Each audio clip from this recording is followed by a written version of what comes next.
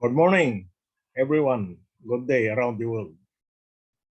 I am Chief Engineer Drew Abogan. My video today is about how to plan and organize dry docking and repair of a ship. Please click the subscribe button so that you will be notified on my next videos.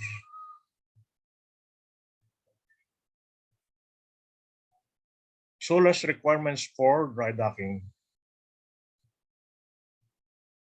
All merchant ships require a complete survey of the hull in a dry dock twice within 5-year period and an intermediate survey within not more than 36 months.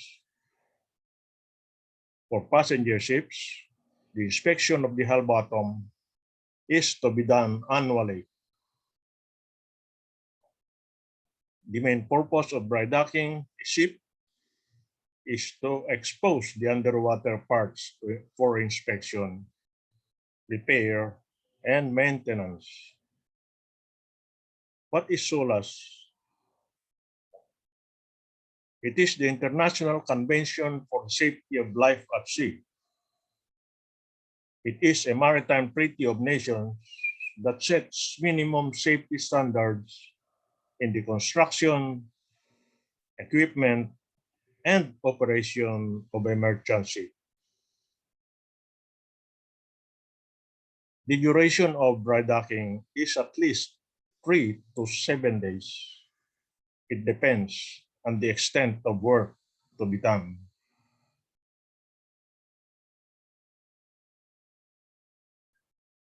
Preparation for dry docking. The preparation for dry docking is a team effort of the master, chief engineer officer, shipmate, and the second engineer officer. They must have to make a list of jobs to be done by the shipyard. Also, they must have to make a list of work to be done by the deck and engine crew while the ship is in the shipyard.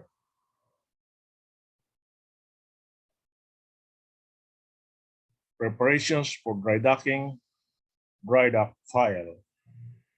Number 1, arrangement for dry docking begins after the ship departs from the last port.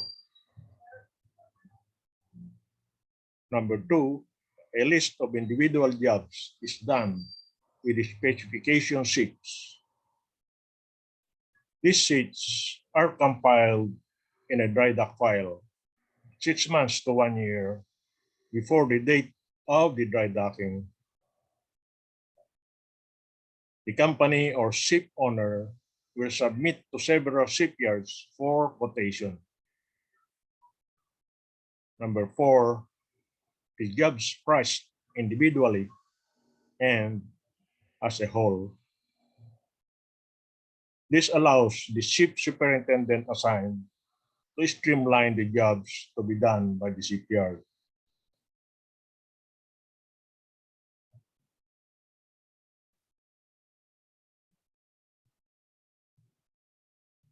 Dry docking specification.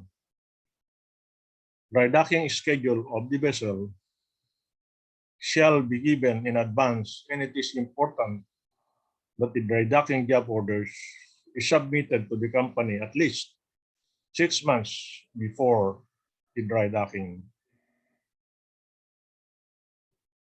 Compliance with the dry docking specification is very important to get prompt and accurate quotation from different shipyards so that quick and effective repair work may be done.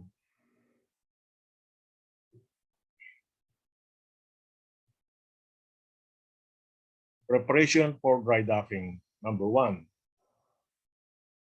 the vessel must be prepared before entering the dry dock. Number 2, structural loading must be taken into account as the vessel will be supported on keel blocks. The docking plan of the ship is sent to the shipyard To arrange the keel blocks, we choose the location of the drain plugs, sea chest, underwater attachment, and so forth. Number 4, this allows the dry dock managers to place the keel blocks on which the vessel will sit. Number 5, the vessel must be trimmed with zero list. Special attention should be made when planning this for any tanks whose contents may be buried due to hull repair.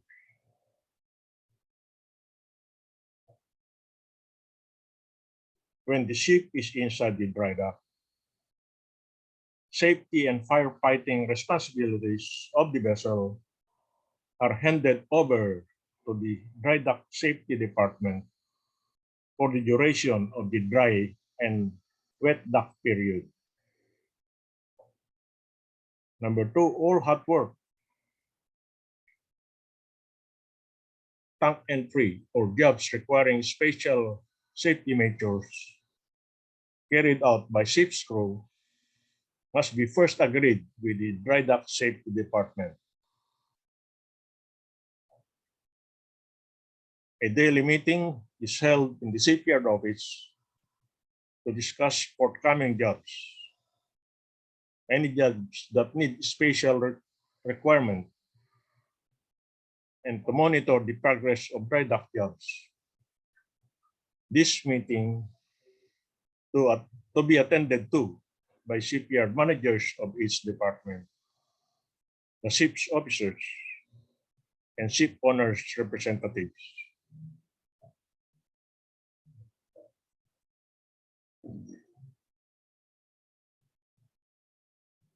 Engine room fixed CO2 fire extinguishing system. Blind flange must be installed to prevent accidental release of CO2 while there are engine crew and shipyard workers doing work inside the engine room.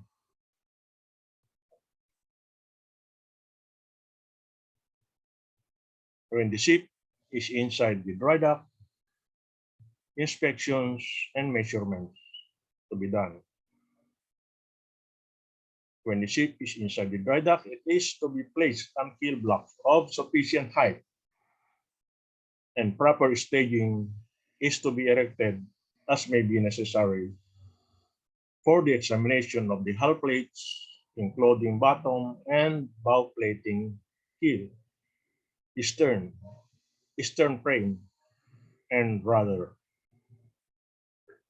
The rudder is to be lifted for examination of the pintos, if required by the class surveyor.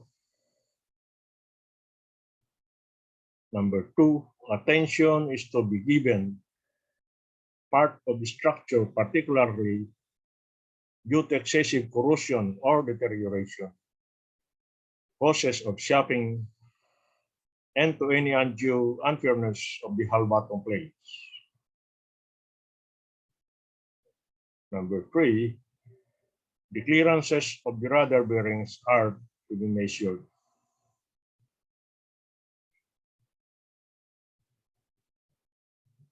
Inspection and measurements to be done. Number 4, the sea suction, overboard discharge valves, and valves connected below the waterline, their attachment to the hull are to be opened up and to be examined by the class surveyor. The propeller, stern bus, and sea connections fastening, and the gratings of the switches are also to be examined by a class surveyor. Number 6, the clearance of the stern bus and the efficiency of the oil sealing glands is also to be checked by a class surveyor. Number 7, the anchor chain, and anchors are to be laid down in the dock and to be checked and examined by a class surveyor.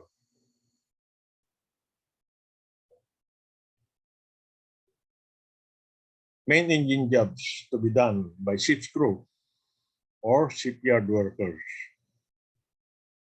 Number one, overhaul of the 3 or 4 pistons and parts for continuous machinery survey or CMS.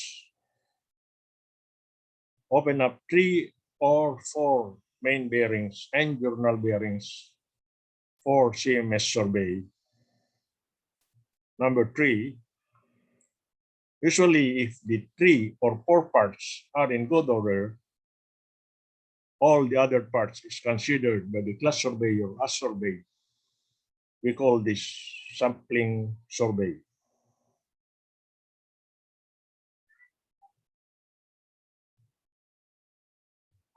Subcontracted work and ordering of parts. The master or the ship superintendent shall undertake the ordering of subcontracted work items and parts, taking the following into account. Work requiring the manufacturer's special technical knowledge and skills, like nautical instruments, radio equipment, the smoke detecting system, gas detectors, the remote level gauges, automatic control systems of the machineries, main engine, engine generator, engine governors, air circuit breakers, main switchboard parts, and so forth.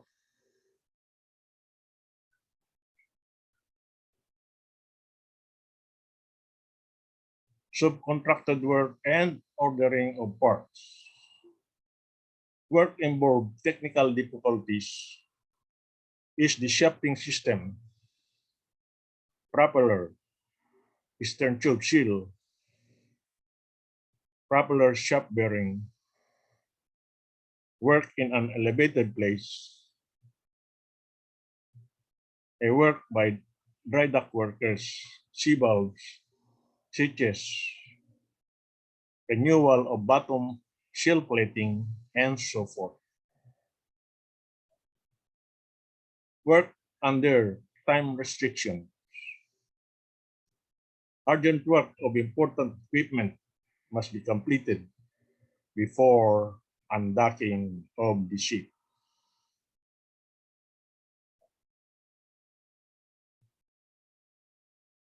Items to be noted in the work order sheets. The master shall enter the following items in the work order sheets to ensure implementation of work order. Detailed content of work, name of equipment, the range of work, entry of dimensions, attaching drawings, or number of finished flanks. Degree of urgency of work. Parts to be replaced, whether ship's spare parts is to be used or if parts is to be supplied by the shipyard. Permissible work period. The contents of associated work need to provide scaffoldings, items of equipment, or piping requiring removal as interference. Others, whether or not the use of neck planes is acceptable and needed to complete the work, whether or not the use of special tools is acceptable and so forth. When request is received from the technical department in charge or information covering the work orders is submitted from the ship personnel shall give him his full cooperation.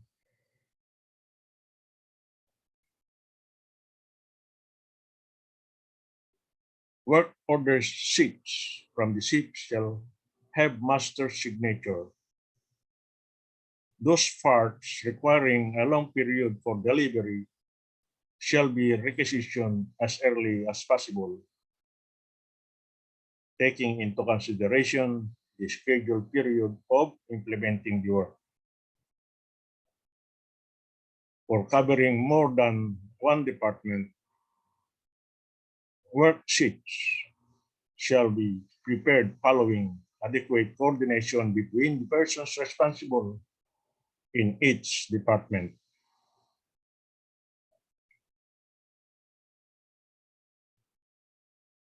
Drydocking specification, job orders must include the following items: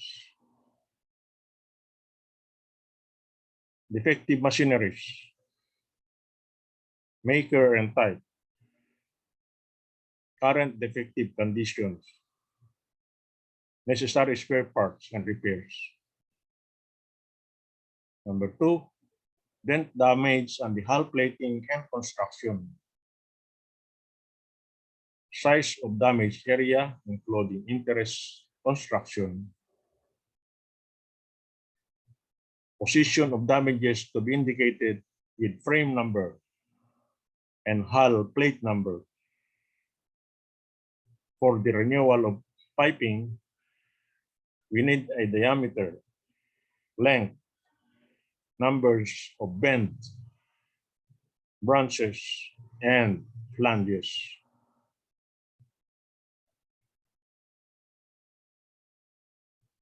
Assistance for safe docking of the vessel. Number 1, the shipyard shall provide all resources necessary to safely dry dock the vessel. Resources shall include, but not limited to, tanks and or poser boats as necessary. Number 2, the shipyard shall use ship switches. The shipyard shall not use ship switches or any other deck machineries to control or winch the vessel into position, but may use appropriate attachment points on the vessel to secure and control the vessel during the docking and undocking.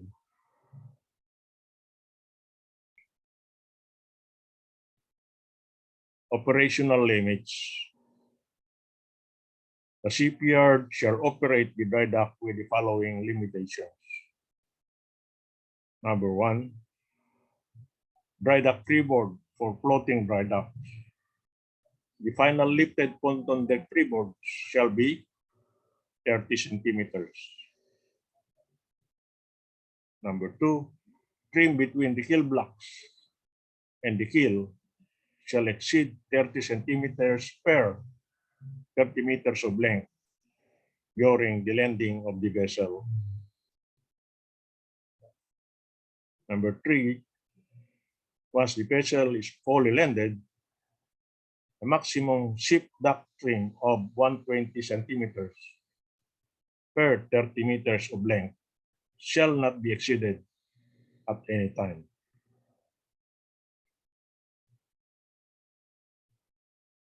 Hull and keel block interface inspection. Immediately after the vessel has been lifted, the shipyard shall perform the following inspections. Number 1, examine all keel blocks for total contact.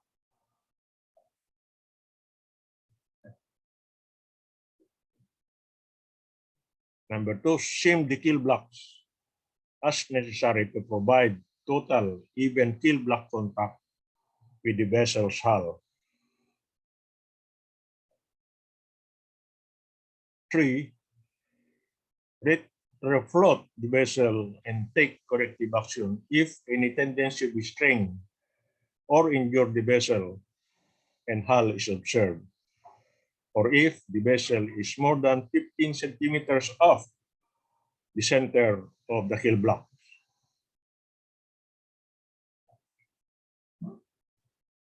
Grounding strap. Immediately after successful or drydocking and before installing the electrical shore tie cable to the vessel, the shipyard shall ground the vessel's hull to a sure side grounding source as follows. Number one, cable lugs. Tightly secure the grounding cable lugs to the grounding plates. Ensure that the lug contact area is cleaned thoroughly to bare metal, and that resistance of the connection should have a maximum of 125 microohms. Number two, cable size.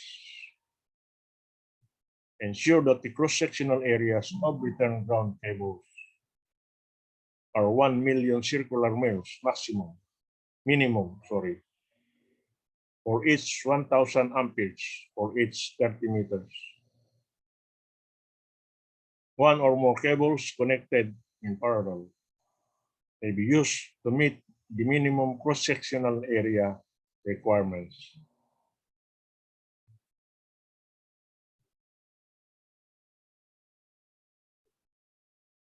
The shipyard shall provide fresh or salt water and furnish all hoses and fittings necessary to supply water to the vessel's auxiliary saltwater system if installed. Air conditioning and refrigerating cooling system. Ensure cooling water exiting the vessel is kept from running down the hull. Number one, pressure. Maintain the water supply pressure from 1.5 to 3 kilogram per square centimeter and provide a pressure gauge calibrated to be accurate in this range. Number two, water supply safeguard.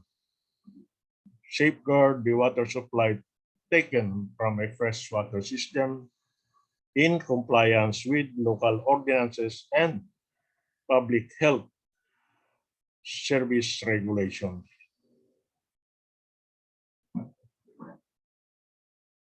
Fire main system. Provide fresh or salt water to the vessel's fire main connection on deck for fire protection. Maintain the pressure between 90 and 110 pounds per square inch to the vessel while discharging 90 to 110 gallons per minute solid stream through a 1.5-inch fire hoses. Ensure that the fire main system is protected from freezing during winter when applicable.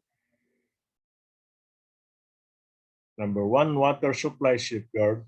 Safeguard the water supply taken from the freshwater system in compliance with local ordinances and local public health service regulations. Number two, shipyard furnished property. Provide all hoses and fittings needed to supply water to the system and a pressure gauge to show the water pressure at the connection to the ship.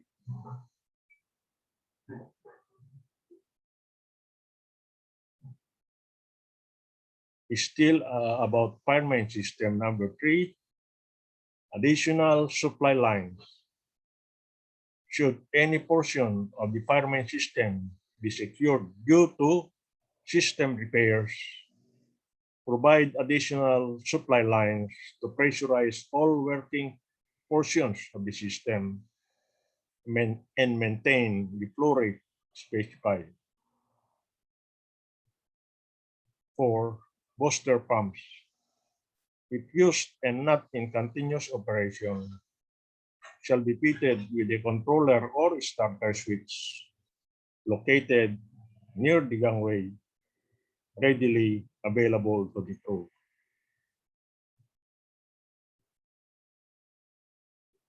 Confirmation of work completed. The master shall, upon completion of work, request that the persons responsible in each department shall confirm that the job has been satisfactorily done. Furthermore, the master shall ensure, after the completion of work, the date, the ship's name are entered in the work confirmation prepared by the shipyard. The master then sign the document. This is the end of my video. Thank you for watching. Please click the subscribe button so that you will be notified on my next videos. Thank you. Bye-bye. See you again on my next video.